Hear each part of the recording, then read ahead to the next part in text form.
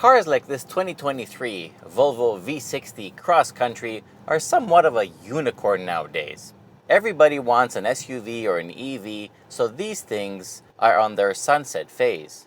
I mean, prices in Canada start at 53,000 Canadian dollars for the base core trim level, and this one, the B5 all-wheel drive Ultimate, starts at just over 65,000 Canadian, and as tested, this one is over 72,000.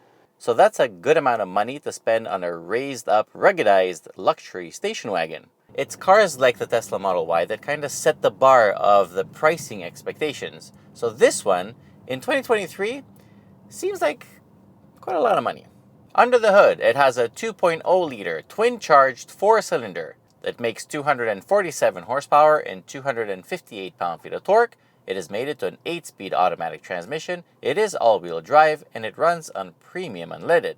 0 to 100 kilometers an hour comes in 8 seconds flat, and overall performance is satisfactory, with of course no mind-blowing numbers being produced.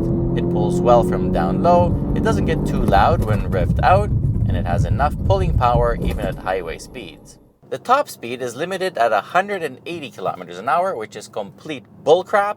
However, I assume that's part of new regulations that are surfacing and also part of Volvo's really strict safety policy. So, whatever.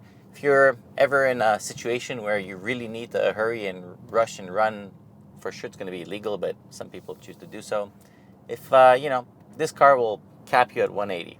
There's no hitting the highway at 250 plus. So if you live in Germany and you drive on the Autobahn, just so you know that 180, not a kilometer more. The transmission is smooth and quick enough. There are no paddles, but you can shift manually, if you want to do so, by moving this crystal knob left and right. Fuel economy is quite good. The engine is a mild hybrid, and it has a 13 horsepower starter generator motor.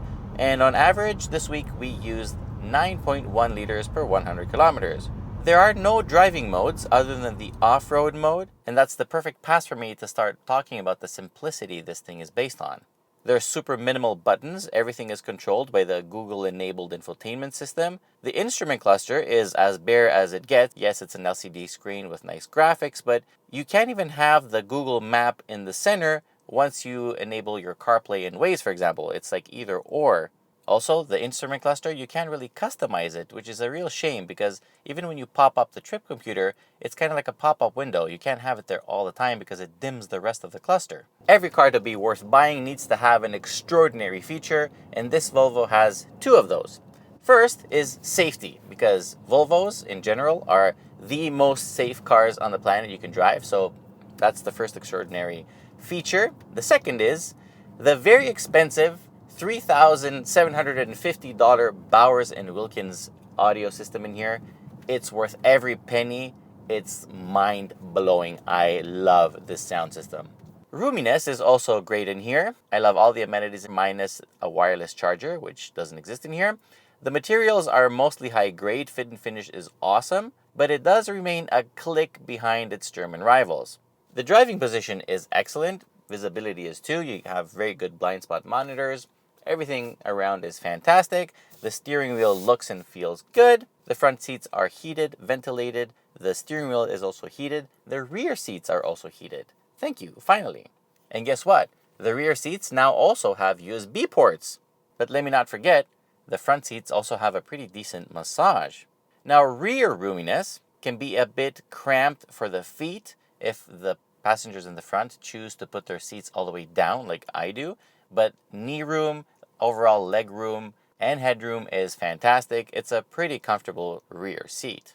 The trunk is also pretty large. In Europe, they say 529 liters. In North America, they say 648.